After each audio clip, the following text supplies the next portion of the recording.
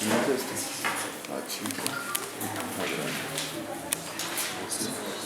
Entonces ya aquí a cuando termine con el primer Dios les bendiga, buenos días. ¿Cómo amanecieron? ¿Cómo están? ¿Cómo les va? ¿No? ¿Cómo les va?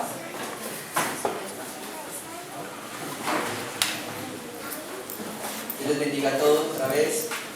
Es un honor, una bendición también y un privilegio poder estar una vez más esta mañana aquí en este lugar. Así como también yo el tener el privilegio y la responsabilidad al mismo tiempo de tener que compartir esta palabra que el Señor preparó para nosotros esta mañana. Quiero saber esta mañana cuántos están preparados para recibir la palabra del Señor, no de hombres. Hoy esta mañana venimos, cancelamos toda palabra de hombres, toda idea, concepto humano, queda atado a la voz del Espíritu Santo, ¿vale? Que escuchemos hoy es la voz de Él, ¿vale? Eso es lo importante. Así como cuando lo adorábamos, estábamos ya ahorita en su presencia mientras que lo adorábamos, el Espíritu Santo como que descendía, como que venía como con una fuerza diferente, y además de eso se empezaba a mover. Quiero preguntar una cosa acá.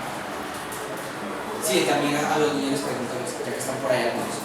¿Cuántos creen aquí en milagros? Bueno, hagan así, el que crea, el que no crea, por favor no levante la mano. Si usted no cree en milagros, por favor le pido que no la levante. Vale, listo, vale, ya, gracias. Yo quiero esta mañana compartir esto que el Señor creo que quiere compartir con nosotros esta mañana, ¿vale? Es una pequeña enseñanza tal vez. Y estaba pensando, ciertamente, y debido a que siempre he tenido muchas dificultades para saber cómo colocarle títulos a las cosas. Me cuesta trabajo algunas veces, esta es una de las que más trabajo me ha costado, encontrar un título para colocarles. Algunas veces tal vez ni lo hacemos, algunas veces no lo hacemos, pero tal vez podría ser lo siguiente, hermanos. Y yo quiero invitarlos por favor a que me acompañen a Mateo. Vayan buscando por favor en sus Biblias. Si usted no tiene Biblia por ahí, me avisa. Si no tiene Biblia, no, si ya todos tienen Biblia acá. Es ¿por qué Dios no hace milagros? Más bien voy a cambiarlo. Algunas ocasiones, o más bien, pongámosle algo así como, por ahí deben estar los que están digitando ya, coloquémosle como algunas circunstancias que impiden que Dios haga milagros. Bueno, yo veo que ustedes creen, aquí la mayoría levantó la mano, yo estoy gozoso por eso, yo también la levanto. Ahora yo quiero cambiar la pregunta, ¿vale? Si quiere puede responder, si no quiere, hombre, ¿quién soy yo para obligarnos, hermano? No se preocupe. Lo que pasa es que a veces esto de hacer preguntas tiene un propósito didáctico, ¿vale? Es para que aprendamos, es para un recurso para ayudar a transmitir una idea, ¿vale? Pero yo como oveja del redil, algunas veces me siento como coaccionado, sobre todo cuando se suben en un Transmilenio y dicen ¡denle gloria a Dios, que le dan aplauso a Dios! Pues en esos casos yo trato como, no me están obligando. Pero quiero decirles esto, el día de hoy hago este tipo de cosas como para preguntarme, como para que aprendamos, no es tanto para yo saber algo, obtener información de ustedes, no. Quiero preguntarles otra cosa.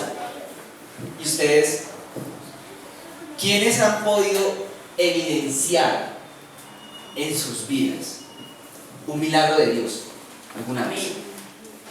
Que Dios haya hecho un milagro alguna vez. Un milagro de salud, un milagro de otra índole que no sea salud, intervención divina en una situación en la que era imposible que... ¡Wow! Mira, un porcentaje alto, hermanos. Un porcentaje alto. Bueno, chévere. Bien, vamos a seguir, entonces, vamos a continuar. Había una palabra, y a mí me gusta traer la memoria, aunque no está dentro de esto que les dije que abriéramos en Mateo, pero igual está en Mateo. Y Jesús dijo algo en Mateo 28, lo recuerdo también. Está cuando Jesús se encomienda o hace su gran llamamiento, le dijo a los discípulos en varias ocasiones cuando les habló a ellos, cuando dice la misión de los 70 también, y les habló, bueno, ustedes vayan, oren, las personas por las que oren, los enfermos por los que oren se van a sanar. Y en una parte ahí dice algo así como lo siguiente: y estas señales seguirán a los que creen. Y estas señales seguirán a los que creen.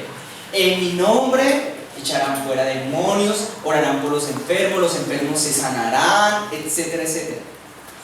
hay una característica, algunas personas erróneamente pues han intentado desvirtuar esto, pero generalmente cuando desvirtúan esto que les voy a comentar, lo hacen sacando versículos de la Biblia y descontextualizándolos. Pero hay una verdad en la Biblia, y es que los milagros siguen a la verdadera iglesia de Jesucristo. La iglesia de Jesucristo, la de verdad, la que sigue esta doctrina que está aquí en la Biblia. Los milagros, tarde o temprano, el poder sobrenatural de Dios, el mover y el obrar sobrenatural de Dios, tarde o temprano los van a seguir. Tarde o temprano los van a tener que alcanzar. El libro de Mateo, capítulo 13, por favor. Esto es corto, Mateo 13.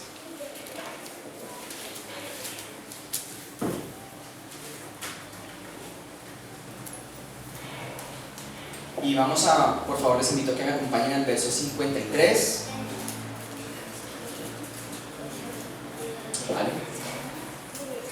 ¿Ya lo tienen ahí? Bueno. Dice Jesús en Nazaret. Ese es el título que sale ahí. Bueno, yo sé que de pronto una que otra Biblia por ahí no tiene títulos, porque la Biblia original no tenía títulos. Esos títulos fueron colocados con un propósito meramente instructivo. No era parte del texto original. El texto original iba hecho. Pero lo comento porque de pronto su Biblia sí tiene títulos. Jesús, ¿en dónde estaba? ¿En dónde se encontraba? Tengo que hacerles preguntas para ver si de pronto es que la cosa está quedando absoluta y totalmente clara en totalidad. ¿De dónde se le decía a Jesús que era? ¿En dónde fue que él creció la mayor parte de su infancia y adolescencia? Tanto porque le decían Jesús de... Le decían Jesús ¿de dónde era oriundo él? De Nazaret. ¿Dónde nació? En Belén. En Belén de Judea, que era otro lado. Pero ¿dónde? Después de Belén, ¿a dónde se lo llevaron? ¿Dónde estuvo unos días viviendo? Después de Belén. En Egipto. Exacto, en United States of Egipto. Y luego después de los United States of Egipto, ¿volvió a dónde? ¿A dónde se fue a hacer todo después cuando ya estaba más grandecito? A Nazaret. Cuando se había muerto el rey ese que mataba niños. A Nazaret. Sí, por eso algunas personas oran, ay, Jesús de Nazaret, Jesús de Nazaret. Así se le decía, así lo llamaban. Porque pues, obviamente en los tiempos de él Jesús no era un nombre poco común, era un nombre más bien común. Era un nombre que varios tenían. Por cierto, ¿usted sabe qué significa Jesús? ¿No sabe qué significa Jesús? Mateo capítulo 1 y capítulo 2. Y pondrás por nombre al niño Jesús. Eso también está en Lucas. Porque él salvará. Jesús significa salvador, salvar. Yeshua, Joshua también, era casi tocayo de Josué, también era un salvador. Oye, y entonces Jesús creció en Nazaret, pero Jesús después salió de Nazaret un día, y esta parte de la historia es la vida de Jesús vista a través de los nazarenos. Imagínese usted un nazareno oriundo de Nazaret que ha crecido en Nazaret, y usted ve un hogar ahí que llega, y esos quiénes son. Esos son los vecinos que llegaron de los United States of Egipto, venían allá del extranjero. Uy, vienen hablando egipcio y todo, deben venir con plata, porque eso allá en Egipto todos son ricos. Llegaron aquí a vivir a esa tierra pobre, pero son judíos. Ah, bueno, y son los vecinos de la casa tal. ¿Y a qué se dedica el Señor? No, el Señor se dedica al oficio de la carpintería. Ah, entonces deben ser que tienen plata, también los pensarían. El Señor fabrica diferentes cosas y artículos de madera. Entonces la familia de los carpinteros vivían ahí en un lugar, y un día cualquiera el muchacho sale de la casa y se va de la casa. Los papás lo despiden y los vecinos ven y dicen, vea, ya se fue el muchacho de la casa. Ahí quedaron los papás ahí quedaron los hermanos, los primos. La Biblia afirma y revela de manera inobjetable que esa era una familia numerosa, que habían hermanos y habían hermanas. No es objeto del estudio de hoy bíblico desvirtuar esos argumentos flojos y un poco tontos de aquellos que dicen que es que Jesús no tenía hermanos, que la Biblia estaba mal traducida, que es que eran primos, que es que nació por el ombligo. No, esas son cosas, son realmente mitos, fábulas y leyendas que se inventaron un grupo de personas para justificar lo injustificable. Pero él sí tenía ya sus hermanos, su familia, por allá lo distinguían. Eso es como un pueblo pequeño, todos dicen, sí, yo sé quién es ese, yo lo distingo. ¿Y qué información y qué sabían ellos de él? Ahorita lo vamos a ver. Sale un día a la casa, se va al río Jordán. Y un día cuando le llega el tiempo de él, se va al río Jordán y allá va y se encuentra con un joven por ahí que andaba vestido como si fuera un cavernícola, porque dice que andaba con un vestido como de pieles. Era un cavernícola, la verdad se vestía raro el señor. Andaba con túnicas de pieles, además de eso que se alimentaba de saltamontes, chapulines y miel silvestre. Tenía una dieta toda exótica, comía insectos. Y ese señor raro que comía insectos y andaba con un vestido parecido a un cavernícola, se le acerca y le dice: oh Señor, yo no soy digno de desatar el calzado de tus pies, tú eres el que venías antes, tú eras antes de mí. Y entonces Jesús dice: no es necesario que tú me bautices, como si fueran amigos de toda la vida. Bueno, de hecho la iglesia revela que eran medio familia, ¿no? Por el lado de María. Entonces llegan y se encuentran ahí otra vez, y este hombre entonces bautiza a Jesús, y cuando bautizado Jesús, las personas que estaban allá en el Jordán pueden evidenciar y ver que viene una paloma y viene y se posa sobre él, algo como paloma, no una paloma, perdónenme que la Biblia no dice que hubiera venido una paloma, perdón.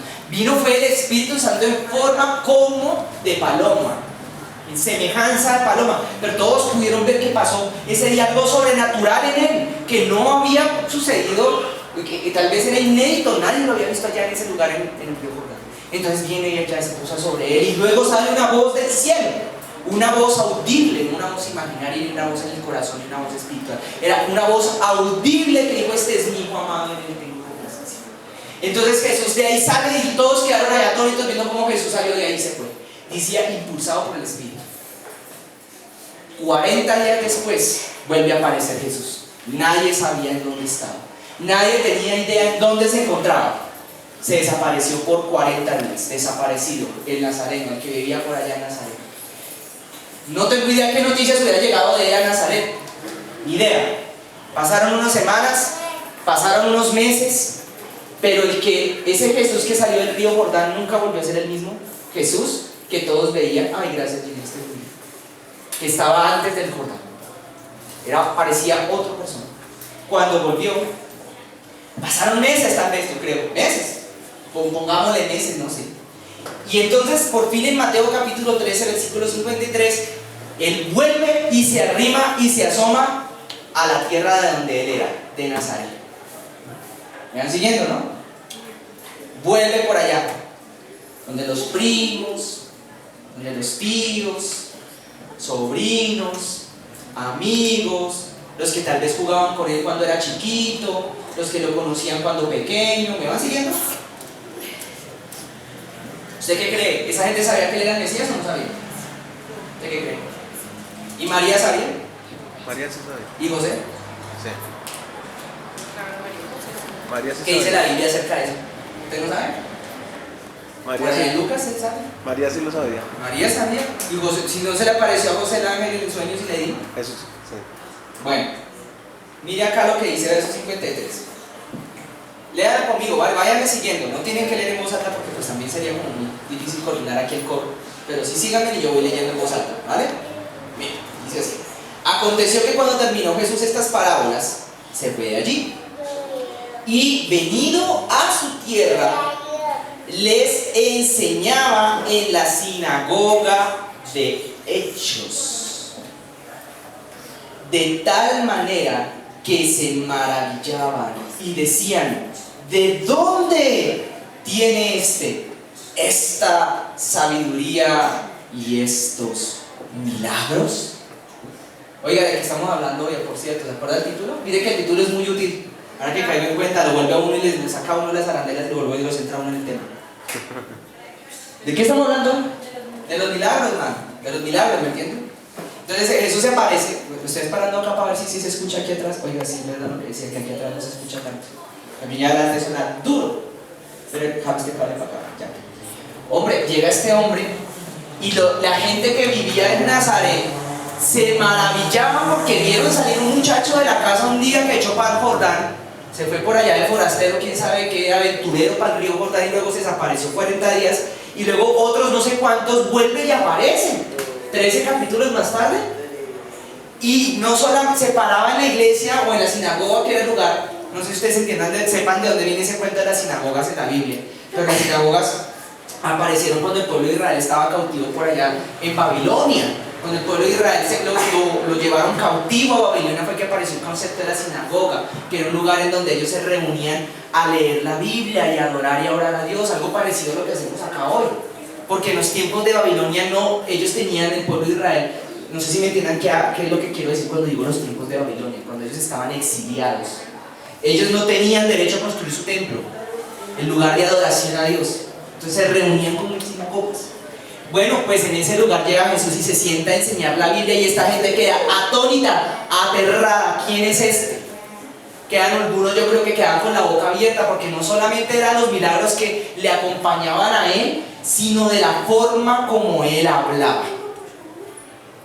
Ese es el efecto que causa, no solo en Jesús, en mis hermanos estimados y amados, sino en cualquiera de nosotros.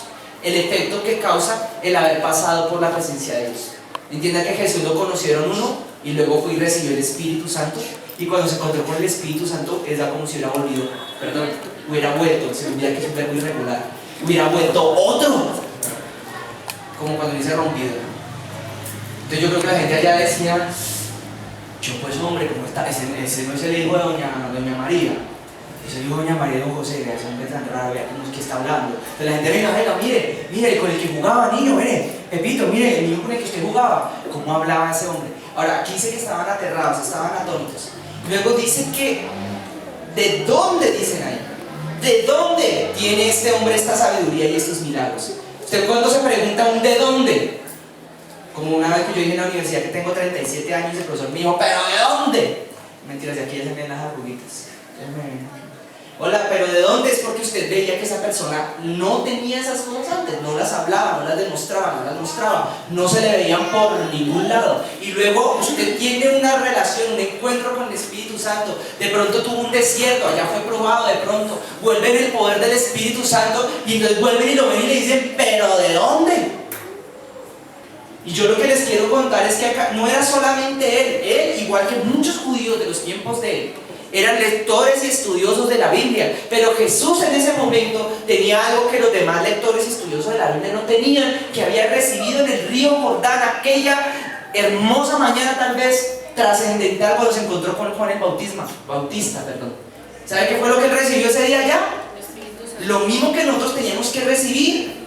Jesús le dijo a Juan, pero es necesario cumplir con toda justicia, es necesario que yo lo reciba primero para que luego mis discípulos que van a creer en mí después de mi partida puedan recibir eso mismo y se pueda decir de ellos lo mismo. ¿Pero de dónde? Y esta, ¿pero de dónde? ¿Sigue o no? ¿Usted cree que en Nazaret lo querían? Conjeture, hermano, de pronto hoy no lo dice en la Biblia. ¿Usted cree que no? ¿O usted cree que sí lo quería en Nazaret Jesús? ¿Qué opina?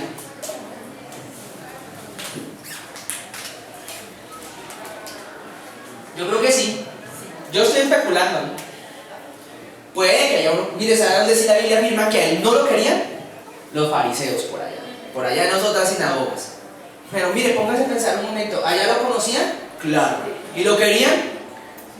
Yo pienso que hasta algunos sí. Lo quisieron hasta que predicó. ¿Algunos le tendrían cariño? Yo creo que hasta sí.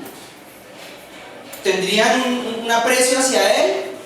Hasta sí. Pero ¿acaso tener aprecio o tener un cariño a él significaba algo? No. Y espere y le muestro por qué. Miren el versículo que sigue acá. Dice el verso 55, ¿no es este el hijo del carpintero? ¿No se llama su mamá María y sus hermanos no son medios hermanos venían siendo, ¿cierto? Jacobo, José, Simón y Judas. Oye, ¿cuántos hermanos salen acá? ¿Cuántos hermanos le serán a Jesús ahí? ¿No los están contando? 4, y hermanas no las dicen. ¿No estaban todas sus hermanas con nosotros? Y vuelve y se preguntan, ajá, ¿y de dónde? ¿De dónde pues tiene todas estas cosas? Estaban todavía asombrados y aterrados. ¿De dónde saca todo esto? Entonces ahora mire el verso que sigue. y se escandalizaban de él. Se escandalizaban. Pero Jesús les dijo: no hay profeta sin honra, sino ¿en dónde? En su propia tierra. ¿Y en dónde? Y en su casa. Y no hizo allí muchos ¿qué? Milagros. ¿A causa de qué? De Ahora analicen las palabras que Jesús dijo ahí. Miren, hay dos palabras claves, si me permiten ustedes aquí hacer una exégesis de eso. La palabra incredulidad, que fue la última que dijo, y la palabra sin honra. Dijo: no hay profeta sin honra, sino en su tierra y en su casa decía. ¿Por qué? Ahora, el problema no es en sí misma la casa, ni la tierra, ni porque fuera la familia de él. No era el problema en sí, sino la falta de honra y la incredulidad. ¿Qué significa eso, hermano? Yo les quiero explicar. Puede ser que a usted lo quieran mucho, que a usted le tengan un cariño tremendo, que haya personas que tengan entre sus conocidos un gran afecto hacia usted, que de pronto sus jefes tengan muy buenas intenciones hacia usted, pero de todas maneras no le están dando a usted honra, no lo están honrando, lo están deshonrando a causa de la incredulidad. Aquí la palabra incredulidad nos lleva a una nueva pregunta. Entonces, ¿en qué era lo que ellos no estaban creyendo? ¿Qué era lo que se supone que ellos tenían que creer, que no creían? No lo podían creer. ¿Qué era acaso? ¿Ustedes se han puesto a preguntar? Porque a él lo querían. Mire, yo quiero decir una cosa, porque es que esto se puede ver en la vida. De pronto lo conocían, hasta de pronto le tenían aprecio, pero lo miraban con desprecio. Lo miraban como poca cosa, porque creían saber quién era él, pero ellos no tenían la más mínima idea de quién realmente era él. ¿Me entienden o no? Puede que a usted lo quieran, a usted le digan: no, entonces hermosa, blanquita, y le haga así todo el cuento, le piquito acá y luego acá, mua, mua, y le abraza y todo el cuento.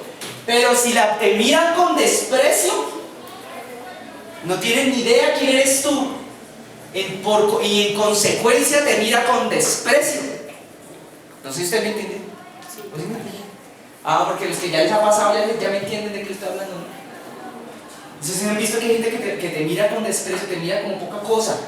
Te mira a ti como: ay, sí, claro, hay gente, ay, sí, esa es la que, ay, sí, la que vive allá en el recreo, ay, sí, ay, pero tan linda, pero eso sí, para la hora del besito, no, ¿cierto? Y le da el regalito de cumpleaños y todo el juego, cuando cumpleaños, no, eso ya pasa.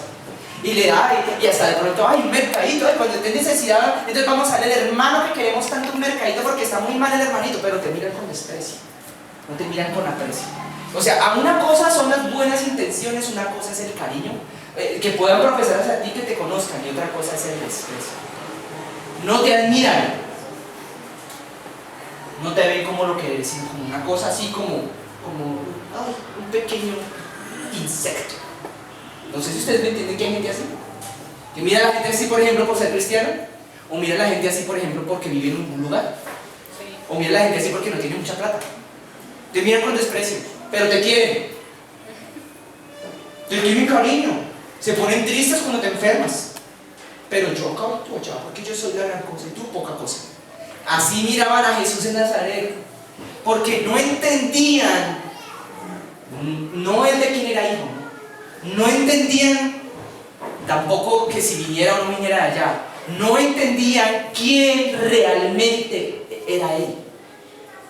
Cuando tú miras con desprecio a alguien, tú no entiendes realmente quién es esa persona, por eso la miras como si tú fueras más y fuera menos.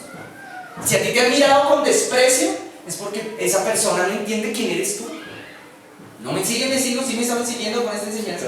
Mire, yo acompáñenme un momentico a Romanos capítulo 12, a ver si me acuerdo de la cita. Romanos 12. Aquí, me indigna aquí la cosa. Es que aquí hay un problema con la soberbia, que el asunto era la soberbia. Romanos capítulo 12. Escuche. A ver si me acuerdo. Si es que está acá.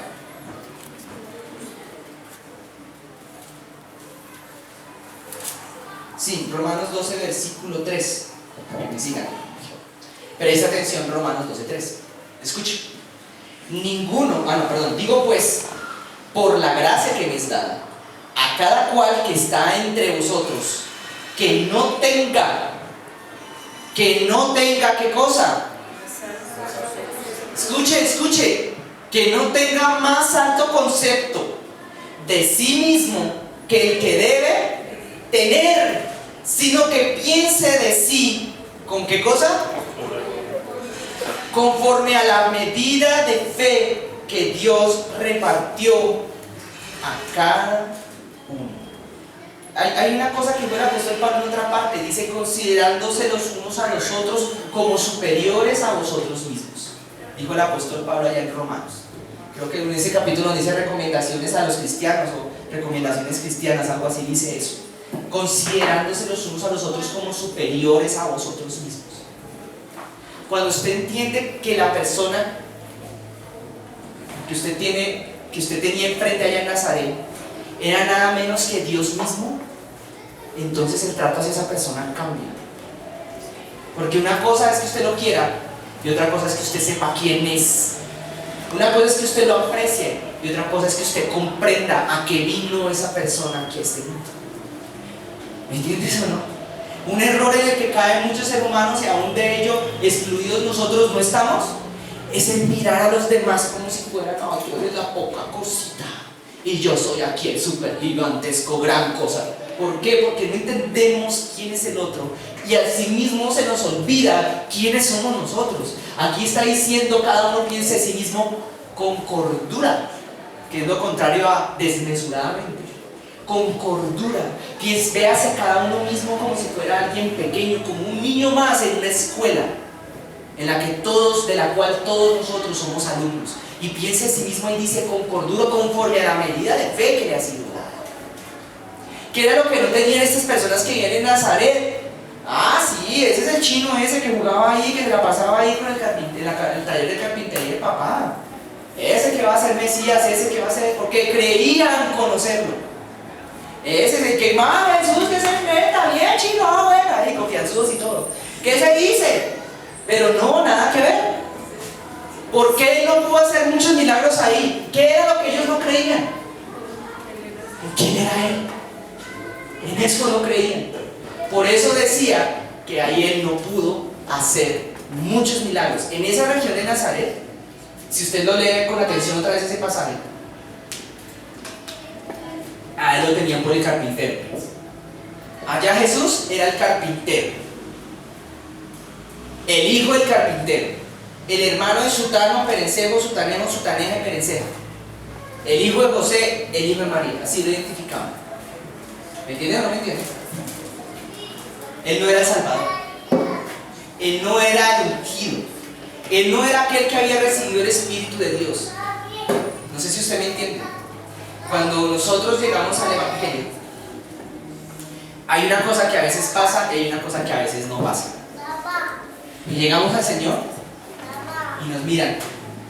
¿Este quién es? No, ese es el chino que se metió ahí ahora en una religión, en la nueva religión, pero en su vida no pasa nada. Y usted sigue siendo el mismo. ¿Cómo lo identifican usted? No, sí, ese es el que estudió tal cosa, ese es el que fue al colegio, ese fue el que fue a la universidad, ese fue el que el otro día estuvo en tal lado, y ahí va a una iglesia de vez en cuando. ¿Me entienden o no me entienden?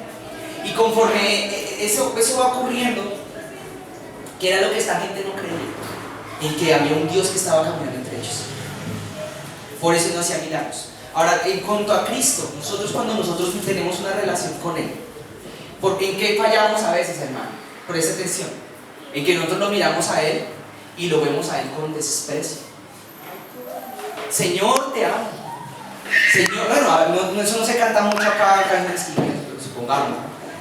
Si digamos que decimos, cuán grande es Dios, Cristo es el Rey de gloria, por ejemplo, ¿no? Su nombre es Cristo, bendito, qué lindo es tu nombre, Jesucristo, pero luego con nuestras acciones, con nuestras actitudes, lo tratamos a Él con desprecio, como si Él no fuera Dios. ¿Me explico? Yo explico, pongamos un ejemplo. Dios poderoso, Rey de mi ser, Rey de gloria. Y luego después se presenta un problema. Sale usted de la iglesia. y se le viene un ladrón y empieza a caminar hacia usted.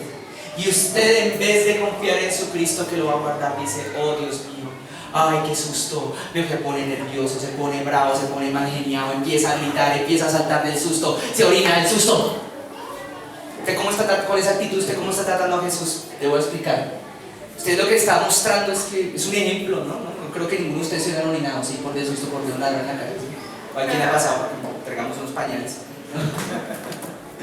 No, porque usted es un ejemplo. Cuando viene una adversidad muy terrible hacia usted y usted se orina del susto ante la adversidad y usted empieza a renegar, ¿cierto que esas palabras para mí?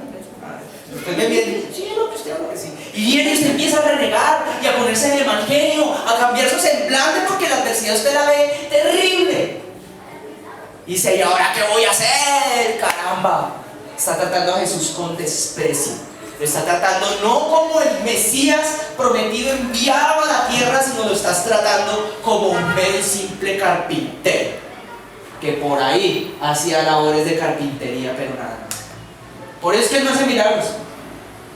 Ay, sí, yo sé, sí, Jesús, Señor, es mi Señor. Cristo es mi Señor, te alabaré, oh Señor, todos los reyes de la tierra te alabarán, aleluya, amén. Y luego sale y cualquier cosa que le pasa a usted, ¿dónde está Dios? Se le olvidó que existe su Dios. Cualquier problemita, cualquier cosa, se coge la cabeza a las manos, voltea los ojos y dice: ahora sí que nos llevó el chanfle, ahora qué vamos a hacer, ¿quién podrá ayudarnos? ¿Quién podrá salvarnos? ¿No me entiende o sí me entiende, hermano? Entonces no sé si usted me está entendiendo. Cuando usted pierde la paz. ¿Y usted cree que allá había enfermos o no había enfermos allá en Nazaret? Claro, ¿y por qué no los pudo sanar? Porque, ahí está Jesús. Llegó Jesús, el que te va a sanar. Sí, ahí llegó, sí, el carpintero. No lo tenía más que por eso. ¿Me entiende? ¿Sí me entiende? De pronto usted lo conoce, de pronto usted para otras personas usted sea un medio carpintero. De pronto para usted sea una carpintera. Un diseñadorcito gráfico, así como eso. De pronto para otros usted sea un diseñador gráfico, pero Dios usted no lo ve como un diseñador gráfico, ¿me entiende? Dios usted lo ve como algo mucho más que eso, quizás. Pero cuando usted trata a Dios como un mero carpinterito, y eso no lo hacemos generalmente de palabra, generalmente no lo hacemos de palabra, lo hacemos con nuestras decisiones, con nuestras actitudes, con nuestra falta de fe. Falta de fe a veces cuando la gente, y es una vez lo vi, me causó tanta gracia una persona.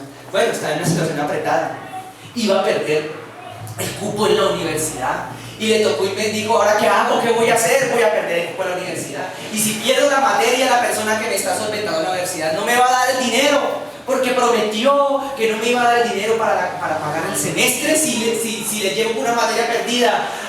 Ya sé qué hacer. Entonces, imagínate que iba a decir: oh Jesús, digámosle mentiras, digámosle que ya pasamos y vamos a poner una nota falsa. Y mano, hay gente cristiana que sale con esas, o que se inventa la trampa. Pero sabe una cosa, el que cree en Jesús dice: no importa, Señor, tú me vas a sostener, no importa, Señor, de algún lado tú vas a sacar, porque cree en el poder que hay en él. Voy a volver a explicar esto una vez. Pero aquel que no cree en el poder que hay en Jesús está limitando las posibilidades de que haga un milagro en su propia vida. ¿Me siguen o no? El que no cree en el poder de él. Una vez Dios me mandó a decirle un mensaje a una persona que conozco, una persona que aprecio mucho, que es un miembro de mi familia, y me decía: Alejandro, ¿qué hago ahora con esta situación tan terrible, tan tenaz? Le voy a pedir al Señor, ya sé, le voy a orar esto, me decía. Yo le oré al Señor, me dijo: ¿yo qué le oraste? Le oré: Señor, si puedes, si quieres, Señor, al menos dame esto para poder salir de esta situación. Y el Señor me habló y me dijo: usted no ofenda al Señor. ¿Cómo así que si quiere, que si puedes? ¿Cómo así que al menos? Estás tratándolo como si Él fuera un Dios poco poderoso. Y la Biblia dice que Él es un Dios todopoderoso. ¿Cómo así que al menos dame? Que al menos, no, Señor, si no es tu voluntad no la harás. Si es tu voluntad tienes el poder para darme todo esto, para sanarme de todo esto. Pero mire que a veces uno dice: no, Señor, al menos.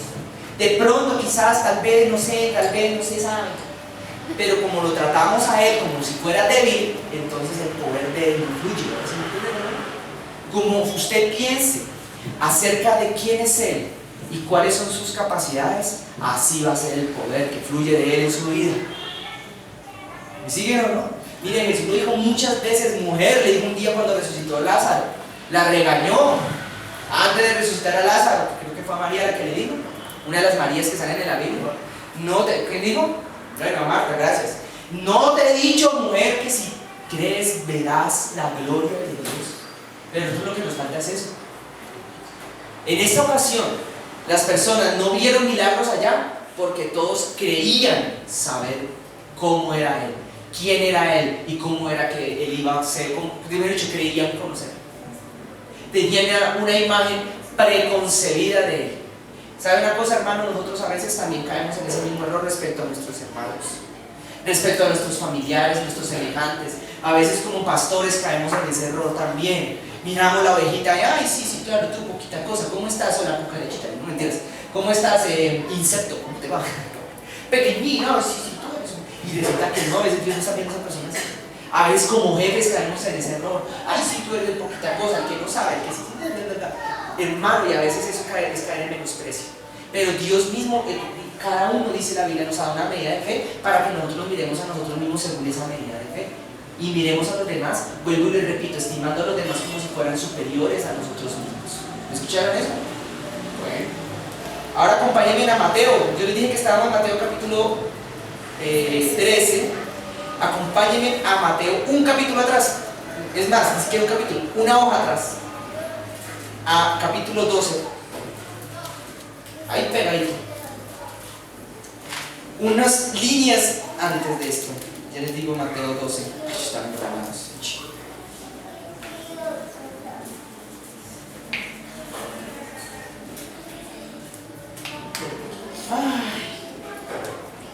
En versículo 46.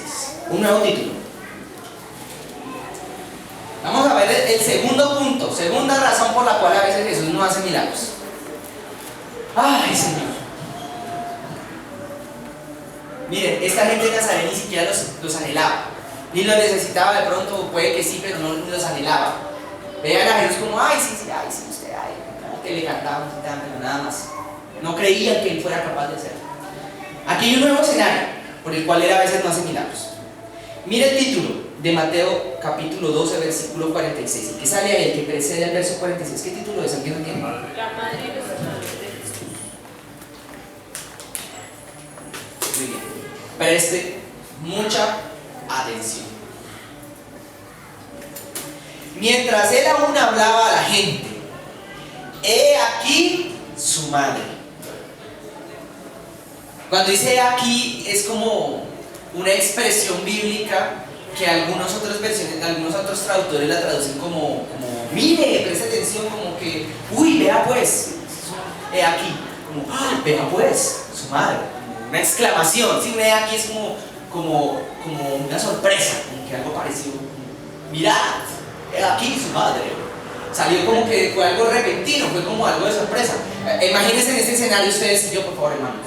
Acompáñenme, sí, por un momento hagamos el ejercicio de imaginarnos. Estaba el predicante enseñando la palabra, los enfermos levantándose por allá, los muertos levantándose en las tumbas, los enfermos por allá con lepra recuperando, la gente que perdía el brazo, le salía el brazo, el que no tenía el ojo volvía y le aparecía el ojo, no sé, cosas así, gigantes, o sea, tremendas del poder de Dios. Y él hablando la palabra con denuedo, diciendo entonces, hablando el reino de los cielos, y de repente, Jesús, Maestro, ¿quién osa interrumpirme? Su madre, su señora madre está aquí, su mamita, le manda a decir que mi hijito. ¿Sí la imaginas? Entonces, eso es el he aquí, todo eso lo que está detrás del he aquí. Entonces, y también tus hermanos están aquí afuera. Tu mamita y tus hermanitos han llegado, Señor Jesús, porque la familia es lo primero. La familia lo primero, lo más importante. ¿Has escuchado ese discurso? Ese discurso es muy humanista, es muy de cierta religión por ahí que hay, que ha abundado aquí en América Latina, de que viene de Roma, ¿no? La familia, lo primero, la familia, y la familia esto y la familia lo otro, porque la familia es primero. Y llegó Jesús, llegó allá la mamá y llegaron los hermanillos. ¿A qué irían? Me pregunto yo. Jesús dejó el arroz en bajito y se volvió a pagar. No sé qué sería la cosa que iría. Solamente sabemos que llegamos y Él estaba ya enseñando en aquello para el cual el Padre lo va a traer a la tierra. Y mire esto que dice acá, mire lo que pasa. Estaban afuera y le querían hablar. ¿De qué le querrían hablar? Me pregunto yo si aquí no lo dice. Lo que sí está claro es que Él estaba en lo suyo. Estaba haciendo aquello para lo cual vino a esta tierra y su mamita y sus hermanitos vieron como poca cosa las cosas que Él estaba haciendo para Dios. ¿Y cómo yo sé que puedo afirmar esto? Porque a pesar de que Él estaba enseñando la palabra, estaba sanando a los enfermos, estaba haciendo mil cosas, estaba rodeado de gente, ellos no respetaron que Él estaba en medio de la reunión, sirviéndole al Señor en las cosas de sus padres. Y dijeron, no, tiene que ser ya, necesitamos hablar con Jesús ya, tiene que ser ya. ¿Eso qué significa? Están mirando como poca cosa lo que Él estaba haciendo allá en la iglesia. ¿Me siguen o no? Como que no, usted Jesús allá en su cuento, pero un momentico, Jesús, usted puede seguir ahí en sus cosas, pero un momentico, es que necesitamos hablar contigo.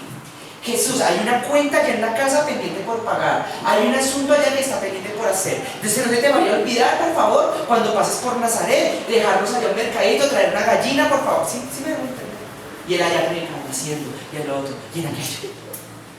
Usted no se da cuenta que a veces la familia se presta mucho para eso. Los que ya son ministros ya les sirven al Señor, a veces la familia se presta para eso. Presta atención. Y dice que Jesús respondió. Le dijo uno, verso 47. Jesús, vea pues. Bueno, dice aquí, sino que a mí me gusta traducir a eso. He aquí, tu madre y tus hermanos están allá afuera y te quieren hablar. En el verso 48 yo me imagino que antes de la palabra respondiendo, yo creo que Jesús hizo así de pronto. Yo me lo imagino hizo así. Tomó aire, tomó aliento. Entonces dijo, respondiendo él al que le decía esto, dijo, y le respondió con una pregunta. Señor Pepinito, no sé, yo creo que señor diácono Pepinito de tal, contésteme usted una cosa, ¿quién es mi madre? Yo creo que Pepito quedó así. No, pues señor, pues María, la de Nazaret, María, la que estaba, la que está. ¿Que quién es mi madre, Pepito? Pues señor, María, señor, dígame quién es mi madre. Bueno, entonces Jesús vuelve y ahora le bota otra pregunta. Y entonces le dice, ¿y quiénes son mis hermanos? Yo creo que el diácono le decía, Señor Jesús, sus hermanos son Jacobo, Santiago, el otro se me olvidó el nombre, y sus hermanas son fulana, Perenceja y Sutarén. Entonces Jesús dice,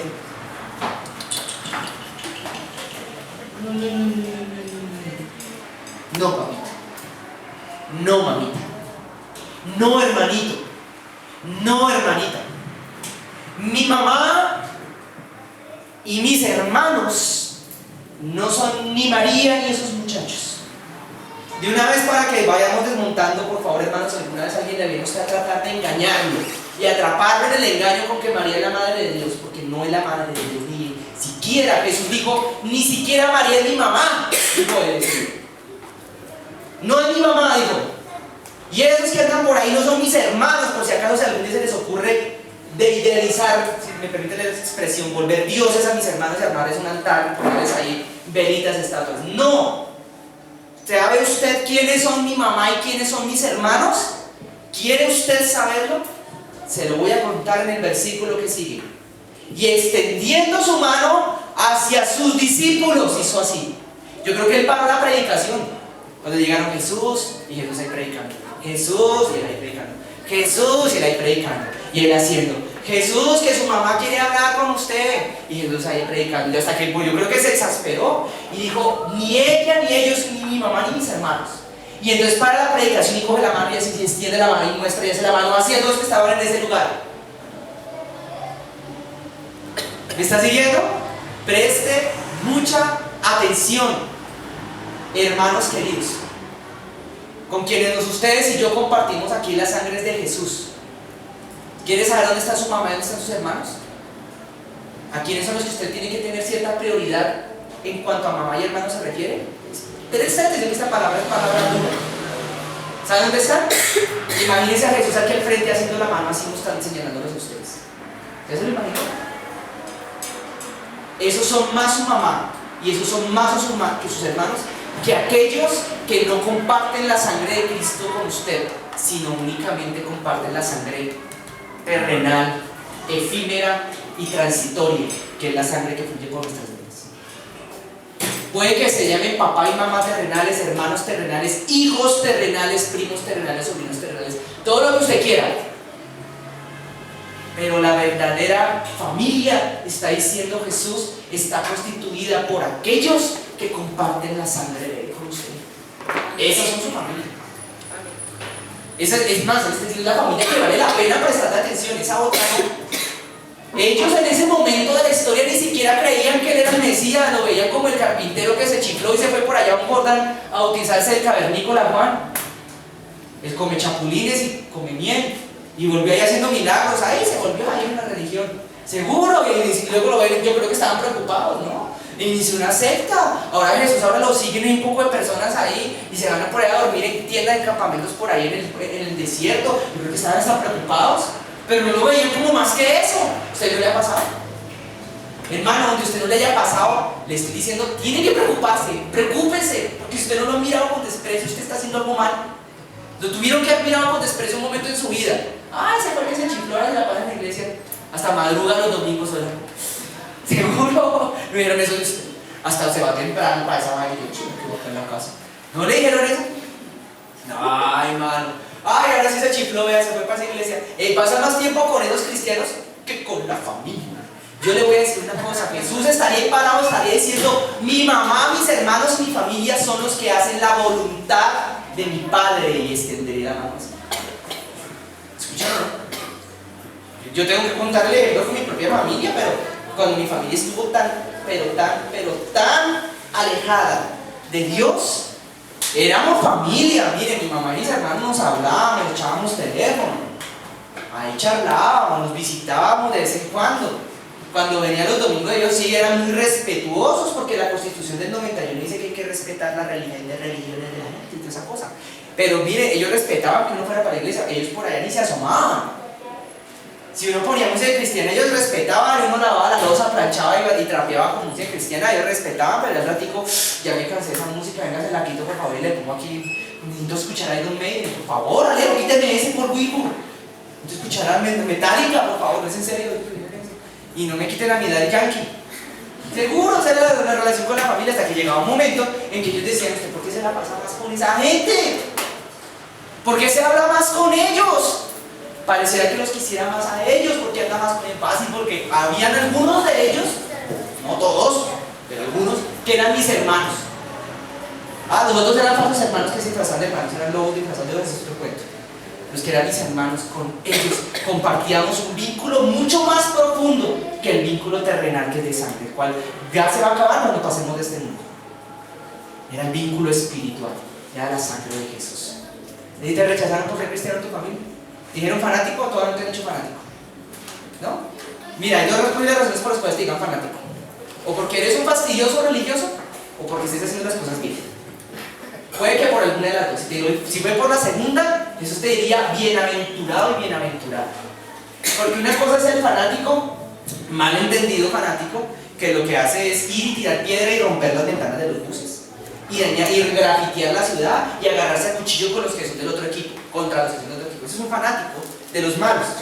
Pero está el otro que está convencido y es radical y dice, no, yo a la tribuna de Santa Fe no entro porque esta camiseta es azul. Y el día que yo me muera quiero pintado mi cajón y color azul y blanco como mi corazón, dicen ellos. Eso ya es convicción, es otro cuento. Algo de fanático pero convicción. Dicen, no, a esa no entro yo, basta. ¿Por qué? Porque mi camiseta es azul, dicen ellos. Entonces usted me entiende la diferencia. Nosotros somos los fanáticos que agreden, que destruyen, que critican, que juzgan, aunque ese término juicio está un poquitico mal entendido hoy en día, que maltratan, que coaccionan, que perturban y destruyen a las otras personas con su forma de pensar, con sus ideas. Pero lo que yo les quiero decir es que a Jesús también lo tenían por poca cosa, lo tenían como uno de esos.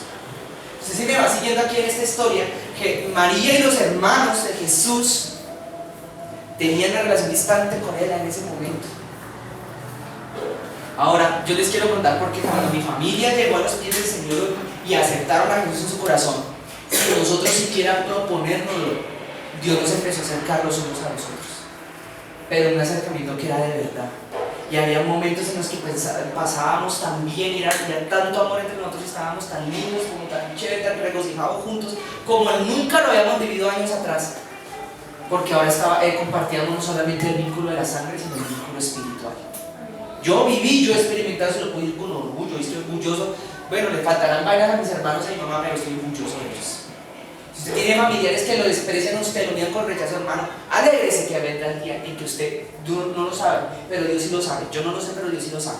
Que van a llegar a los pies del Señor, van a amarlo a Él. Y ojalá eso ocurra por el testimonio de usted, por el buen testimonio que usted dé. Ahora termina Jesús diciendo en el verso 50 lo siguiente: porque todo aquel que hace la voluntad ¿de quién?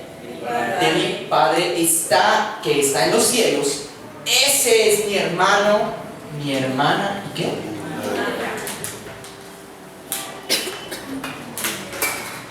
Ahora sí se entiende. ¿Por qué Jesús no habló con ellos? Porque no atendió las necesidades de ellos, porque ellos lo veían a Él no como Dios, lo miraban a Él como el que nos tiene que hacer el favor, aquel que le suplía de pronto una necesidad. Necesitaban hablar con Él, no dice nada más. Pero aquí lo que Jesús está explicando, y lo más profundo de esta parte, es que Él dice los hermanos, las hermanas, la mamá de Él, son todos aquellos que hagan la voluntad de su Padre. Segunda cosa fácil, por la cual de pronto usted no ha visto milagro en su vida, y que Él dejó implícito ahí: María y los otros hermanitos que él tenía con José, o sea, los hijos de María y José, no hacían la voluntad del Padre que estaba en los cielos. En ese momento no la estaban haciendo. Si a mí me pregunta que María es purísima, purísima, purísima, siempre virgen purísima, no, la Biblia no dice eso. En un momento, entre los evangelios, el libro de Hechos de los Apóstoles, a María le tocó convertirse al cristianismo y le tocó reconocer que Jesús era Dios. Y darse cuenta que a pesar de que lo miró en un momento con desprecio, dijo: tengo que arrepentirme. Porque ya después se revelan hechos que estaban en la iglesia. Tengo que entender que Él es Dios, y que yo tengo que arrepentirme de mis pecados y que Él es mi Salvador. No sé si ustedes me van siguiendo. Pero cuando en esta historia lo que se está poniendo de manifiesto en todo esto es que el que hace la voluntad del Padre, usted va a poder tener la garantía de que usted también va a poder ver respuestas de parte de Dios. A ese él sí va a decir: a este lo atiendo. ¿Qué es lo que necesita? Venga a ver qué es lo que usted me quiere decir. Venga a ver qué necesidad tiene usted. Si usted en su vida ha permitido todavía y es consciente y ha permitido, a pesar de esa conciencia, pecado en su vida todavía, pecado consentido, que usted en su vida todavía está permitiendo cosas que no son la voluntad del Padre que está en el cielo, yo le puedo afirmar que usted de Dios todavía no puede esperar muchos milagros. Muy poquitos. Pero si usted en su vida, en cambio, usted está permitiendo que la conciencia de que lo que está mal en su vida entre en su corazón la decisión, cree en su corazón la decisión de cambiar y arrepentirse para corregir su vida y sus pasos, yo le puedo decir a usted que usted ciertamente va a poder esperar ver milagros de Dios en su vida. Yo se lo digo así de esta manera porque así está escrito aquí en la palabra. Por eso yo vuelvo y le digo: ¿quién quiere milagros? ¿Quién quiere más? Yo digo también amén a eso. Yo tengo que ser realista también a veces. Yo soy un hombre de fe, pero la fe no es negar a veces las circunstancias. Hermano, aquí, en este lugar donde estamos, Dios quisiera ver muchos, pero muchos más milagros. Y ¿saben una cosa? Todavía falta mucho para mí. Todavía falta mucho. Y Dios muchas veces ha hablado no a través de mí, sino de otros profetas y otros hombres de Dios, que una de las causas por las cuales Él todavía no hace muchos milagros acá, muchos más de los que debería hacer, de los que Él quisiera hacer, es porque no estamos listos. Es porque estamos todavía como de pronto con cosas en nuestra vida que no hemos todavía tomado la decisión certera y radical de cambiar. Y si no estamos preparados, esos milagros se nos pueden volver antes es un problema y un juicio de parte de Dios para nosotros. Todavía no hemos llegado a un punto Hermanos, todavía nos falta un camino por recorrer para que el fuego del Espíritu Santo en esta casa arda en todo su esplendor, como Él quiere arder en esta casa. Y el obstáculo no es ni ha sido el diablo, sino nosotros, nuestra incredulidad o nuestro pecado. Porque al fin y al cabo, si te consentimos cosas malas en nuestra vida, en buena medida es porque no creemos o no estamos convencidos o no nos ha sido revelado las consecuencias de aquellas cosas malas para nosotros. Y cuando no entendemos lo malo que nos pasa por cometer lo malo, pues seguimos haciendo lo malo. Pero cuando entendemos lo malo que nos pasará por cometer lo malo, entonces las consecuencias malas no nos van a llegar a nosotros porque dejamos de hacer lo malo. ¿Me entendieron el trabajo? Entonces uno dice, ahora sí quiero dejar de hacer lo malo. Acompáñenme al siguiente texto. Vean que usted está... Miren que hoy los textos están muy variados. Están todos en Mateo. Vamos para Mateo capítulo 8. Síganme por favor, Mateo 8.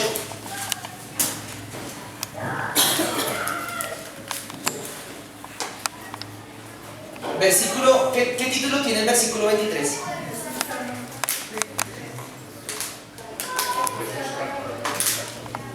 Jesús calma la tempestad. Mire que aquí hay un regaño de Jesús. Eso es que me gusta. Entrando en la barca, Jesús y sus discípulos le siguieron.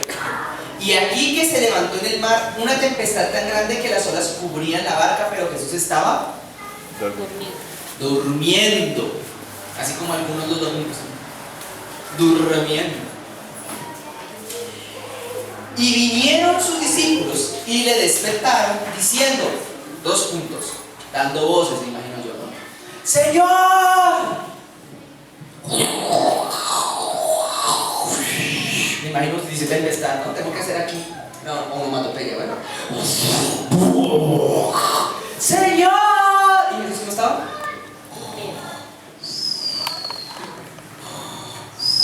¡Señor! ¡Sálvanos que nos morimos!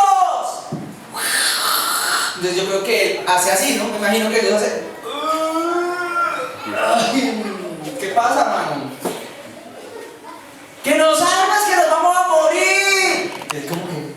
¿Pero cuál es tanto escándalo? ¿Cuál es tanta vaina? Y ahí anda el trueno... Y los rayos... Y las olas haciendo así... Por una león... Y Jesús dice... ¿Pero cuál es tanto escándalo? ¡Que nos vamos a morir! ¡Sálvanos, Jesús! Por favor, ya nos acabamos acá, nos morimos, Señor. Entonces Jesús, yo creo que en ese momento, ¿cómo cree que reaccionar? Pues se pone bravo. Póngale cuidado. Y dice, pero ustedes, ¿por qué teméis? Hombres de poca fe. ¿Cómo les dice?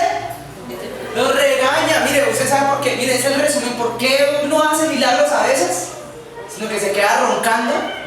Porque usted, en vez de clamar a Él o de confiar en Él, usted se pone a llorar, a gritar, y a asustarse y a tener temor. Usted se entiende que el temor no es una característica del reino de los cielos. El temor es una característica del reino de las tinieblas. Ellos son los que viven sintiendo temor. Y claro, les fascina que nosotros les temamos. Entonces, claro, cuando se le levanta a usted el enemigo y yo también te voy a matar, te voy a repetir incentivamente el riesgo. Entonces Jesús es ahí donde le está roncando. No claman a Él. Entonces Jesús dice, usted se despierta y en vez de solucionar la cosa, antes les da palo. Yo creo que si él hubiera podido, y de verdad yo lo entiendo, hubiera quitado el cinturón, si hubiera usado y les hubiera dado fuerte. ¿Ustedes qué les pasa, hermanos? Les falta fe a ustedes, hombres de poca fe. En otras partes en la Biblia Jesús les vivía diciendo, ¿hasta cuándo me los tendré que aguantar? ¿Hasta cuándo? Usted entiende que Jesús eso es para él como que si le tuviera que aguantarse algo, como cuando uno le está cayendo una gotica de agua aquí en la buceta con los que van dándole que una gotica de agua cuando está lloviendo. Así de fastidioso debe ser para él una persona que tiene poca fe y que en vez de gozarse y alabar a su Señor, en vez de circunstancias se pone a gritar, se pone a asustarse, se pone triste. Ahora sí, ya anoche llegué como tristón para la calaceta, pero mira, llegó mi esposa, me abrazo tranquila, no te vas a estar bien. Y ya. Ahora la vaina se va a solucionar por algún lado. Hola, y llega Jesús y les dice lo siguiente. Entonces se levantó y reprendió a los vientos al mar y se hizo grande bonanza. Entonces los hombres estos se maravillaron. Dijeron: ¿qué hombre es este que aún los vientos y el mar le obedecen? Bueno, ahí hizo Jesús el milagro al final, porque ellos finalmente lo despertaron. Pero miren lo que sigue. Yo realmente quería llegar a esa que los endemoniados gadarenos. Los endemoniados gadarenos venían de una región que se llamaba Gadara. Se llama Gadara. Yo pensaba que era Galicia, pero no, Galicia es de otro lado. Los de Galicia son gadarenos y no gallegos. Entonces, cuando llegó a la otra orilla, a la tierra de los gadarenos, vinieron a su encuentro dos endemoniados. Permitidme esta mañana explicaros qué significa la región de los gadarenos. Sí, ¿verdad? Porque si no, os vamos a dormir y yo quiero que os dormáis. Entonces llegó Jesús a una región que era conocida por una fuerte influencia griega. La región de Gadara era una región donde había algunos que otros creyentes, unos que otros judíos, o sea, había algo de conocimiento de Dios.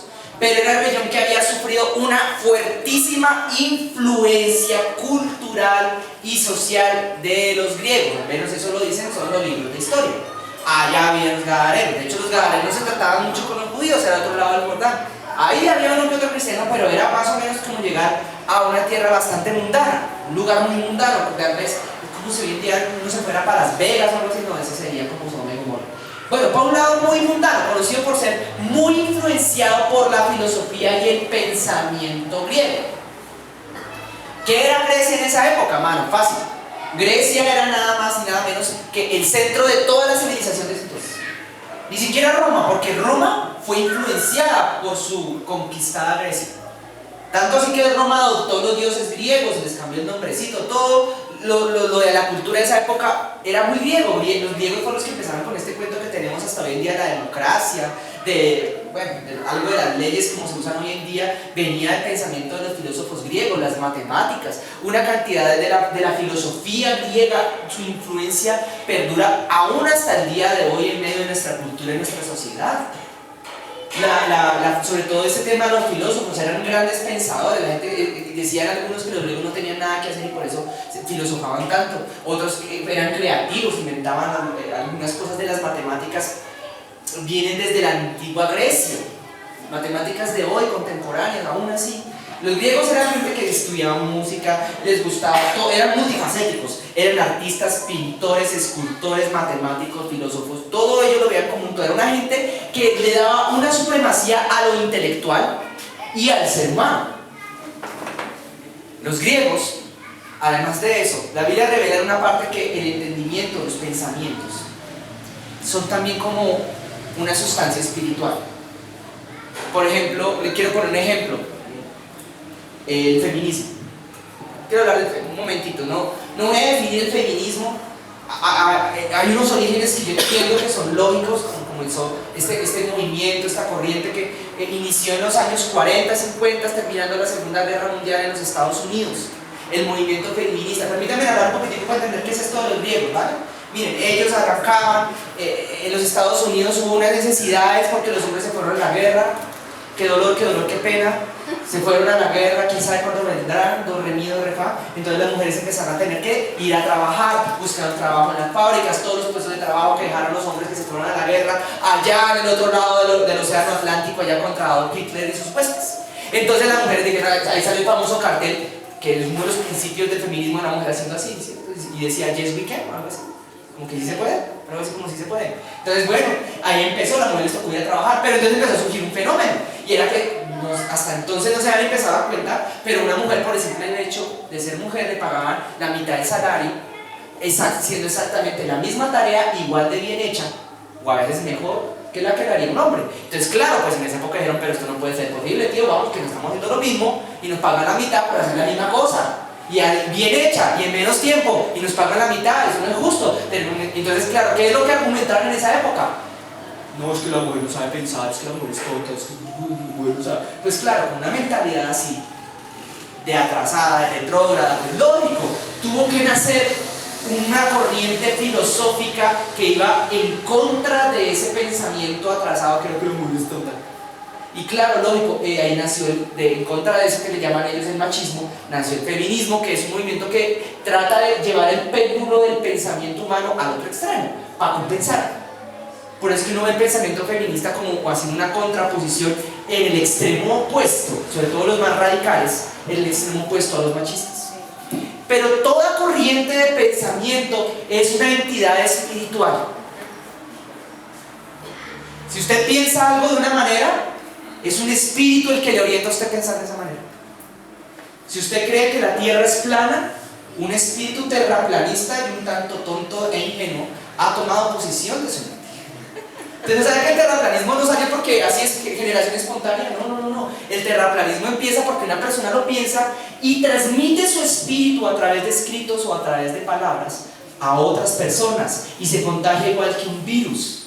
Los argumentos, los pensamientos, las ideas, las filosofías humanas se transmiten de la misma manera que los espíritus se transmiten a través de los aires, porque ambos son manifestaciones diferentes de una misma cosa, que son espíritus. Por esa razón la Biblia en una parte en Romanos, en el texto que habíamos leído, nos dice que ninguno piense más de sí mismo como debe pensar. Dice el verso anterior, transformados por medio de la renovación de vuestro entendimiento. Y la palabra de Dios, cuando tú lees la palabra y empiezas a convencerte de lo que en ella está escrita, el espíritu de tu entendimiento empieza a ser transformado. Porque tus pensamientos, aún los más íntimos, son espíritu. Y tiene que ver esto con Grecia, ¿por qué voy a hablar de Grecia? Pues porque los griegos estaban llenos de muchísimos dioses. Y cada dios representaba una manera de pensar y de ver el mundo, de concebir las cosas. El pensamiento, así como había una idolatría y se movían espíritus a través de la idolatría, también había filosofía detrás de cada mover, de cada cosa, aspecto cultural hay una filosofía. Analice usted el barroco, ¿no? Si ustedes han oído hablar del barroco. La arquitectura barroca estaba llena de adornos, llena de cosas. ¿Por qué los adornos? Porque había un movimiento, un pensamiento, unas ideas que inspiraban eso y que sugerían que las cosas tenían que estar llenas de adornos. Había un pensamiento, una filosofía que después inspiraba la estética. ¿Me siguen o no? ¿Sí? Y eso es lo que había y en lo que estaba plagado los griegos. Y eso es lo que había en la región de Gadara. Oiga, y la región de Gadara tenían una costumbre que aquí en la Biblia se pone en evidencia.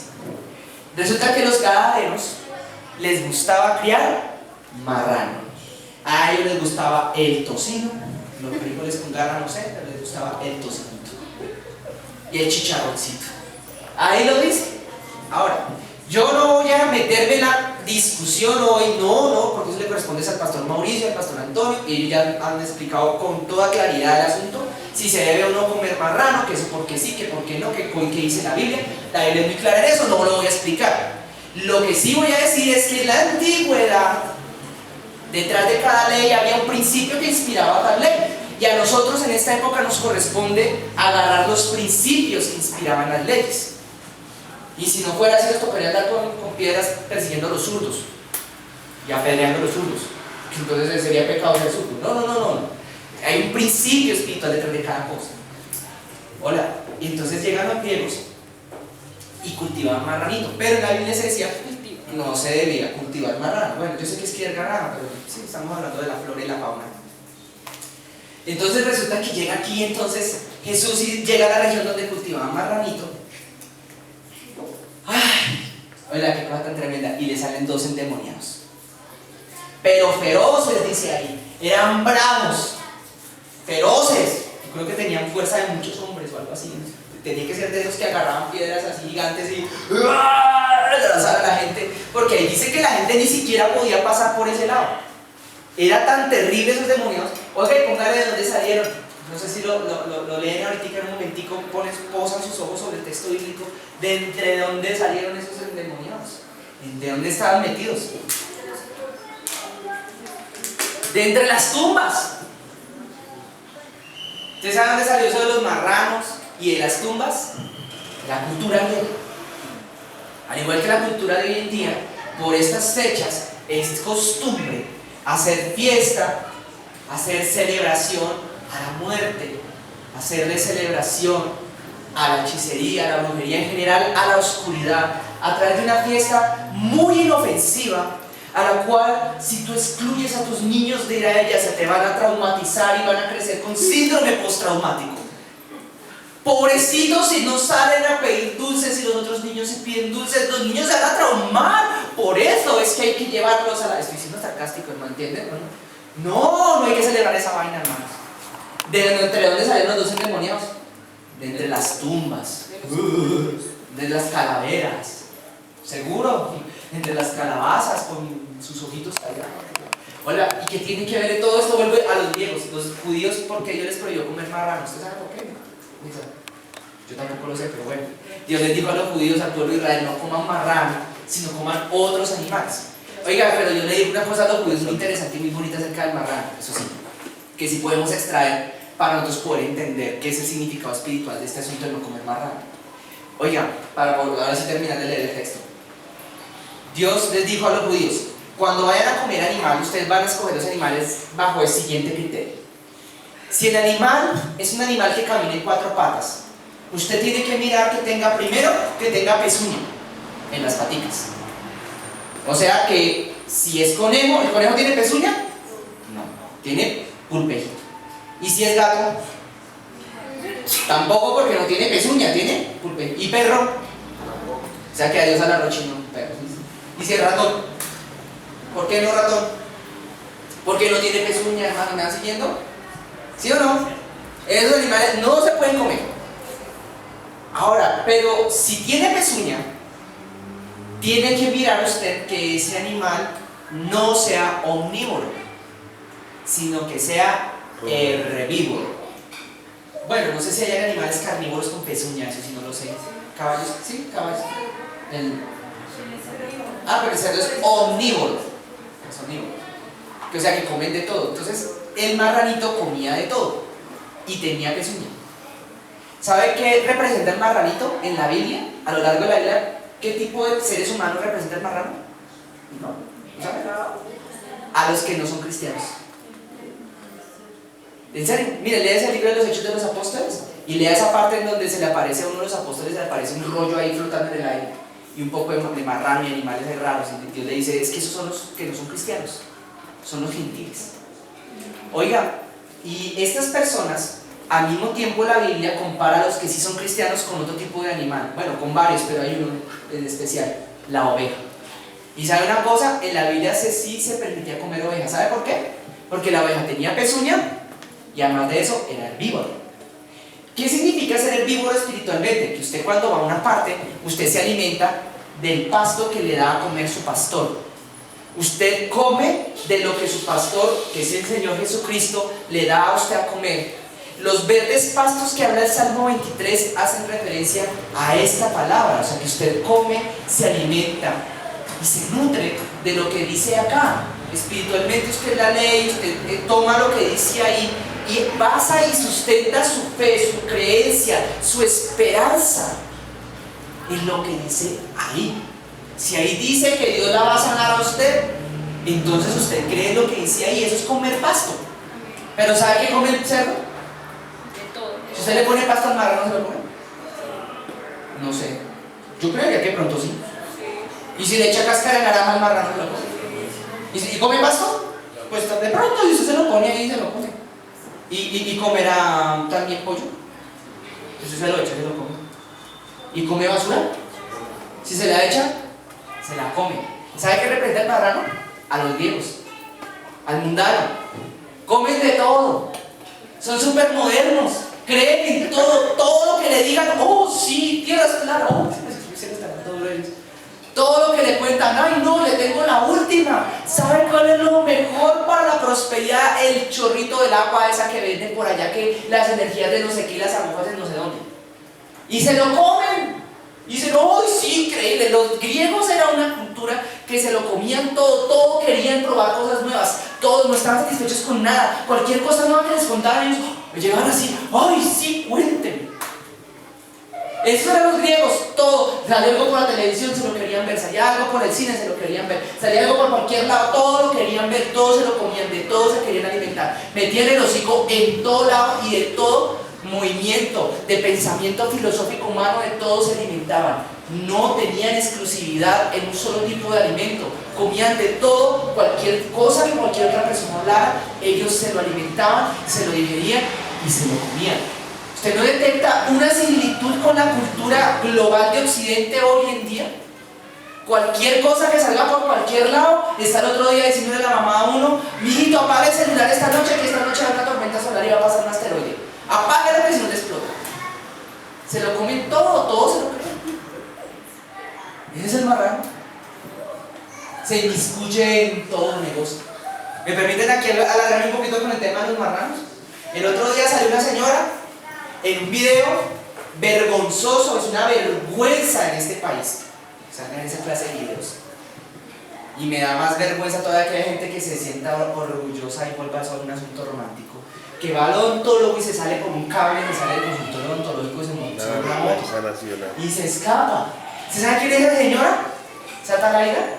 Esa era la señora que unos meses atrás la habían condenado. ¿Por qué? Porque la señora estaba en su casa allá en la costa. Yo no tengo nada contra la cultura ni nada de la costa. Lo que pasa es que hay unos casos de corrupción tan absurdos en lugares más pobres de Colombia, igual que pasa en el Chocó. Pero es que Bogotá no se queda atrás, Bogotá la mata, es un nido. Hola, qué cosa tan horrible. La capital. Y tenía en la casa un centro de operaciones para comprar votos. Escúchenme esto que les voy a decir. La señora tenía, estoy hablando de los marranos. Estamos hablando bíblicamente cómo es el proceder del marrano para que entendamos qué tiene que ver con nosotros. Tenía ya, la gente tenía que llegar y le ofrecían no sé cuánto eran, si 50.000 pesos por voto. No era más plata, era como 50 por voto. ¿Y qué tenía que hacer el sufragante? Tenía que ir a su puesto de votación, tenía que calentarse el celular y tomarle la fotico del sufragio de que se había votado por lo que aquello que le estaban pagando, y tenía que volver luego con la evidencia de que había votado. Es ilegal tener un celular en un puesto de votación, ¿no? A tomar foto. Oiga, qué cosa tan curiosa.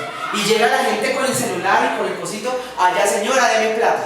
Aquí está la prueba que voté por usted o por los de su partido. Oiga, familia, amiguísimos de una clase política que hoy en día, o dos grupos políticos que son la mayoría en el Congreso de la República de Colombia. Que no debo decir el nombre, pero por allá lo escuché. Y otro grupito por ahí. Qué indignante es esto. Qué indignación. La persona por qué la señora la cogieron. Decían otros por allá, decían: si ella la cogieron, no porque ella sea un caso aislado, sino porque ella se dejó coger, que porque es que dio papaya, que es que porque en ese lado todo el mundo lo hacía. Yo les quiero contar una cosa. Ustedes no sé si se acuerdan de un país que está por aquí cerquita, un poquito aquí al oriente. Al oriente.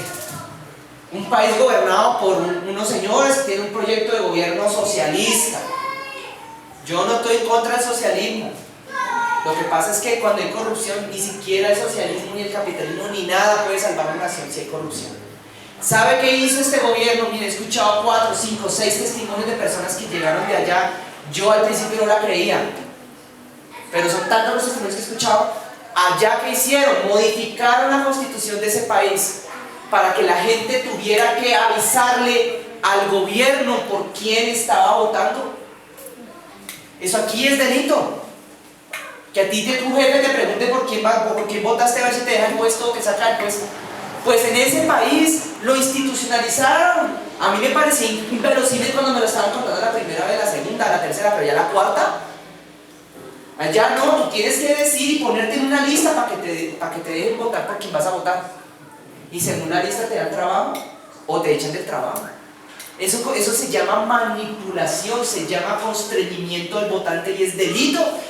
Venezuela, ahora sí dije el país, no el país, entregó su democracia hace muchísimos años antes de la dictadura que están viviendo ahora. Muchos años antes del problema económico tan grave que están viviendo ahorita. El pueblo, a través de la laxitud a la hora de aprobar leyes, entregaron su nación, entregaron su democracia.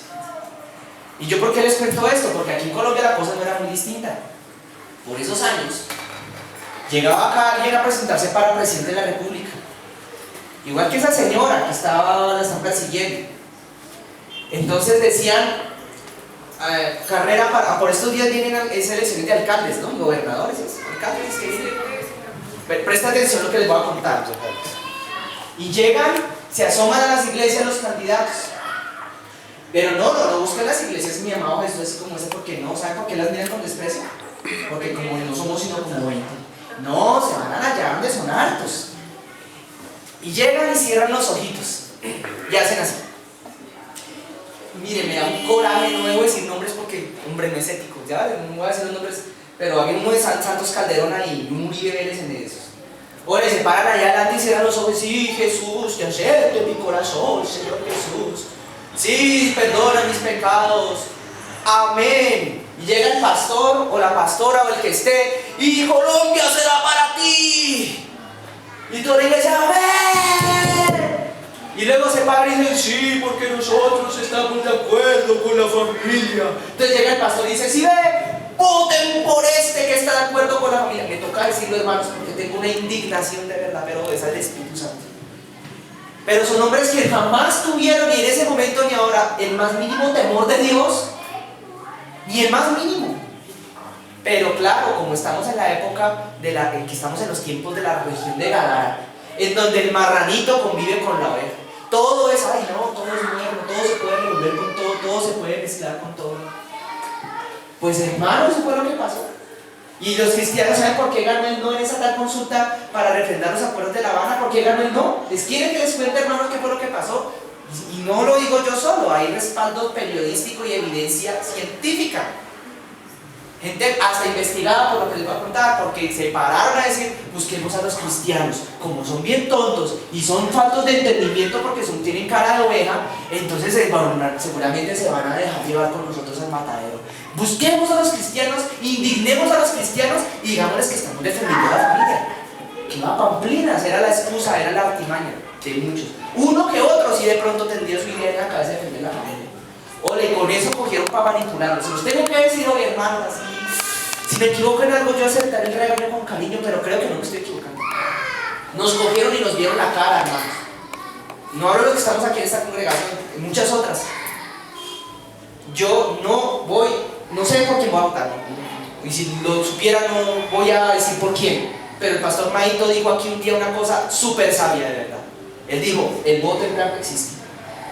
Eso sí existe. Ahí está en la Constitución.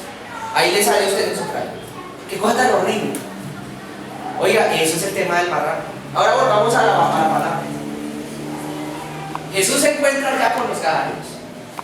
Y los demonios se le aparecen a él, ¿no? Entonces, oiga, el pueblo de Israel no podía cultivar marrano. Yo sé que el verbo no es cultivar, es criar, pero sí me dejan abusar. El pueblo de Israel no podía cultivar marrano, estaba prohibido en la ley de Dios. Ellos tenían que cultivar, ¿qué cosa era? ¿No saben? Orejitas. Ovejita. La que sí comía pasto, la que comía una sola cosa, no andaba comiendo de todo. Entonces Jesús se les aparece y pasa lo siguiente. Dice que vinieron a su encuentro, que salían de entre los sepulcros, feroces en gran manera, tanto que nadie podía pasar por aquel camino. Y clamaron, clamar ahí es como, equivale como a gritar. Clamaron diciendo, ¿qué tienes con nosotros, Jesús, Hijo de Dios? ¿Has venido acá para atormentarnos antes de tiempo? Estaba paciendo lejos de ellos un hato de muchos marranitos. Y los demonios le rogaron diciendo, si nos echas fuera, Jesús, por lo menos permítenos ir a la casa, ir a aquel hato de cerdos allá con Peppa Pig. Él les dijo, id. Y ellos salieron y se fueron a aquel hato de cerdos. Y he aquí, todo el hato de cerdos se precipitó en el mar por un despeñadero y perecieron en las aguas. Síganme que aquí ya viene la parte más importante. ¿Qué pasó con los marranitos? Se ahogaron. Allá quedó Peppa Pig, también quedó Papá Pig. Marrano, mamá marrano. Allá quedó. Y los que apacentaban, ahora sí escuché esto que aquí es muy importante. ¿Sabe qué es el verbo apacentar, no? Es como criar. Los que apacentaban los marranitos, ¿qué hicieron? ¿Qué hicieron los que apacentaban marrano? ¿Qué pasa cuando Jesús llega a un lugar un poquito medio mundano? Lo primero, los demonios huyen, pero después de los demonios, ¿quiénes huyen? Los que apacentaban el marrano. Cuando Jesús llegó a una parte donde hay así ese ambiente medio mundano, en donde mezclamos cosas de Dios con cosas del mundo, que eso es lo que es el marrano, que come de todo, allá primero salen los demonios, luego los marranos se mueren, y cuando se mueren los marranos, los que apacentaban los marranos, que vivían de apacentar marranos, porque vivían del puesto de chicharrón y el puesto de pata de marranito, de vender tocino y comer tocino, dicen: chanfle, y ahora ¿quién podrá defendernos? Porque ahora nos quedamos sin qué comer. Nosotros que honradamente vivíamos de esto sin hacerle daño a nadie, nosotros que honradamente sin necesidad de maltratar a nadie vivíamos de criar y comer marranito, ¿por qué nos hacen esto a nosotros? No sé si me entienden la postura de ellos. Porque a pesar de que estaban desobedeciendo a Dios, haciendo lo que para Dios no era agradable, ellos no dependían de Dios, esas personas no dependían de Dios. Si hubieran dependido de Dios, se hubieran dedicado a obedecer a Dios y sus leyes, y Dios los hubiera bendecido en aquello en lo cual Dios los hubiera puesto a hacer. Un día venía una persona a mí y me decía: Alejo, yo le estoy orando al Señor porque Dios me va a abrir una puerta. Yo sé que me va a salir un hombre extranjero que va a aceptar casarse conmigo, y cuando nos casemos, entonces me van a dar la nacionalidad extranjera. Yo le decía: Dios no le va a dar eso. Es como tratar de decirle al Señor: oye Señor, bendíceme a través de los marranos. No te va a dar eso. Y si te lo da, no fue el Señor. ¿Por qué? Fácil, porque la Biblia dice: no mentirás, no dirás falso testimonio. Y en otra parte dice: el diablo es el papá de los mentirosos, y todo el que hace mentira es hijo del diablo. El que practica la mentira es hijo de ¿quién, hermanos? Del diablo. Sencillo, es evidente. Y si tú te vas a otro país diciendo mentiras, es que te vas a casar, que no te estás casando, sino que realmente es para que te den la nacionalidad y te den los papeles, Dios no va a estar contigo porque estás mintiendo, estás utilizando las artimañas del diablo. Eso es igual y equivalente a aquel que cría marranos. Y vive feliz de criar marranos. Miren, hay criaderos de marranos donde usted salga en todo lado, en todas partes. Gente que vive feliz y tranquila, pero haciendo cosas de la manera deshonesta, la manera al estilo del reino de las tinieblas. Porque tan ladrón es el que se cola en una Transmilenio para entrarse en la estación sin pagar el pasaje, como aquel que se va a otra estación a revender pasajes, robándose los subsidios que le corresponden a los abuelitos, a las personas que están por ahí, de pronto con dificultades para movilizarse o avanzados de edad. ¿Entienden o no? Eso se llama criar marrano. Y lo primero que ocurre cuando Dios llega a una iglesia en donde hay mucho criadero marrano, porque eso ustedes creen que pasaba solamente en Israel, no, eso pasa entre las iglesias. Hay iglesias en donde empiezan a aparecer marranos y uno está como pastor, le pongo yo como si fuera un pastor, pero de pronto llega el pastor y empieza a oler y ya no me huele a oveja, me empieza a oler como a tocino, por aquí huele a tocino y el pastor busca, pero es que está el tocino que no lo encuentro, y de pronto escucha y se mueve por acá pero me huele a tocino, y de pronto ve por ahí una ovejita con sus pelitos blanquitos, crespitos, hermosos, tiene sus orejitas, y de pronto le da una colita así como de porqui. ¿Qué tiene que hacer uno como pastor? Y está ahí, ¿qué tiene que hacer el pastor ahí? Lo siento mi hermano, lo siento mi hermana, pero la verdad es esta. La verdad es así: arrepiéntete y sal de tu pecado, o si no te vas a morir en él, diría el Señor. Así eso fue lo que pasó con los marranitos. Llegó el Señor Jesús, sacó fuera los demonios se fueron los marranos, y los que criaban marranos salieron corriendo. Y miren y escuchen lo que viene después. Y dice que contaron todas las cosas, lo que había pasado con los endemoniados. Después de semejante milagro, que dos hombres que hubieran estado, parecían como dos demonios, salieran, quedaron los hombres sanados, lindos, pero se murieron los marranos. Entonces dice: y toda la ciudad salió al encuentro de Jesús. Escucha que quiere lo interesante. Toda la ciudad. ¿Cuántos salieron? Todos salieron al encuentro de Jesús. Pónganle cuidado. Si yo hubiera sido, de pronto hubiera estado en esa época, yo me estaría imaginando: ¡ay, qué chévere! Van a darle las gracias a Jesús. Pero no, miren, salieron al encuentro. Y cuando le vieron, le dijeron: Señor Jesús, vete de aquí, vete de este lugar, por aquí no vuelvas. ¿Sí lo leyeron? ¿Por qué le gritaron que no volviera? Pero por eso. ¿No? ¿Se imaginan? Se les dañó el negocio. Les había dañado el negocio. Escúcheme esto, hay iglesias así, hay cristianos así. Cuando llegue Dios a su vida, es posible que le hubiera pasado a usted, o de pronto que le vaya a pasar en el futuro de pronto. Y es que llega, y la primera consecuencia de que Dios llegue a su vida es que se le mueren los marranos, se le acaba el tocino, se le acaba la fuente de chicharrón. Y usted está diciendo, Señor, pero ¿qué está pasando con mi vida? No va a llegar al punto que hicieron los gadarenos. Dijeron, Jesús, por favor, vete de acá. Todos en combo pues, le dijeron, fuera, fuera. Jesús nos dañó el negocio. ¿Usted cree que es que eso no pasa hoy en día? Malo.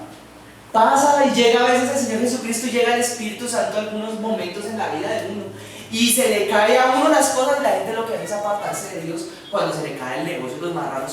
Yo no sé qué acto de marrano puede caer en la vida tuya todavía. Eso es lo que Dios estaba hablando desde un principio en ese sermón. Que sacara usted el pecado de su vida, las cosas mundanas de su vida, mejor dicho. Es lo que le está diciendo, que tal que la presencia de Dios llegue aquí a este lugar, llene este lugar con su presencia, te llene a ti, tú te vas con la presencia de Dios y cuando llegues a casa lo primero que empiezas a notar es que los marranos se te mueren y tú te preocupas y te angustias, porque la voluntad y el propósito de Jesús con la región de Gadara era que ellos se arrepintieran, que ellos fueran salvos, que ellos fueran bendecidos por Él. Y la bendición de Dios a veces con la vida tuya y con la mía consiste en que Él llega y te saca los marranos y te los mata. Y uno dice, pero Señor, ¿pero por qué? Señor, te está diciendo, estoy matando tus marranos que te quedan en tu vida. No sé cuántos tienen marrano en su vida, me van entendiendo, ¿no? ¿Y por qué se fue? ¿Y por qué murió? Porque el Señor me la quitó. Ahora tengo que portarme, como es que dice, ahora tengo que ser bueno para también poder ir yo. Así dice la canción y el Señor está diciendo, no, estoy matando tus marranos. Porque eso que tú tenías en tu vida no era una bendición, era un marrano. ¿Y qué es lo que hace el marrano después de que se acaba toda la comida? Empieza a comerse los muebles y luego deja todo cochino, deja todo sucio. Yo quiero bendecirte a ti, no con marrano, quiero bendecirte con otras cosas, con oveja, con pastos, con bendición. ¿Por qué llevas tantos años ahí aferrado a ese desierto y a ese hato de cerdos? Te diría el Señor, déjalos ir, déjalos que se mueran y déjame que yo venga a tu vida y te bendiga. Yo no sé cuántos marranos pueden haber en la vida de nosotros, pero mire, la gente que hace cosas deshonestas, la gente que dice trampitas, la gente que hace mentiritas, la gente que tiene todavía ídolos en sus casas. Y yo estoy hablando de los ídolos hechos de madera, o de yeso, o de metal. No, de pronto tiene sus ídolos ahí en su casa viviendo con ellos y no se han dado cuenta. Entonces Dios sabe qué hace con esos ídolos. Le dice, ay, aquí llegó mi presencia. Y lo primero que le hace es coger los ídolos y sacárselos. Así como cuando llegó allá al templo y dijo, esta será llamada casa de oración, no cueva de ladrones, y cogió a fuerte y sacó a... ¿No se acuerdan de esa historia? ¿Y sabe qué es lo que hay dentro de la iglesia? Lo mismo que está pasando en estos tiempos. Campaña política, el negocio, descuento, le tenemos ahora de promoción. Eso es lo que estaba viendo él. Estaban en algunos puestos, ahí había unos tales campistas que vendían y vendían palomas y esas cosas y cambiaban plata, porque la ley de Moisés decía que uno tenía que cargar con la plata sin viaje largo para dar la ofrenda a Jehová. Y hay gente que vendía palomas para la gente hacer sus sacrificios al Señor y todo lo tenían adentro del templo. Y eso es lo que está pasando hoy en día también en todas partes, hermanos, ¿usted no lo ha visto? La alabanza tiene que ser moderna. La predicación tiene que ser ¿cómo? Al estilo griego, moderno.